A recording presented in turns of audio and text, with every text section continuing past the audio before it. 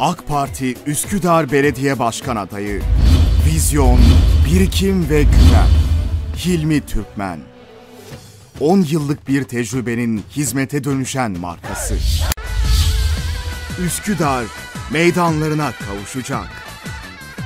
Çavuşdere Dönüşüm ve Gelişim Projesi, asrın projesi Marmara'yla önemi daha da artan ve 2015'te açılacak olan Avrasya Tüneli ve Üsküdar Çekmeköy metrosuyla ulaşım, ticaret ve turizm yoğunluğu yaşayacak olan ilçemize yakışacak prestijli bir meydan düzenlemesini hızla gerçekleştireceğiz. Mevcut belediye binamızı ve katlı otoparkımızı Çavuşdere'ye taşıyarak yerine 2 meydan kazandıracağız.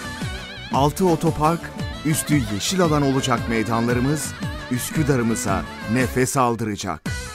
2016'da hizmete girecek olan Çavuşdere Kongre Merkezi ve belediye hizmet binamızda belediye birimlerimiz, meclis salonu, kongre merkezi, nikah sarayı ve sosyal tesis, kent müzesi, spor salonu, yüzme havuzları, çok amaçlı toplantı salonları, kreş, ilçe merkezimizde büyük sorun olan park sıkıntısını çözecek olan 1200 araçlık otoparkımız yer alacak. Üsküdar, modern bir hizmet binasına ve kongre merkezine kavuşacak.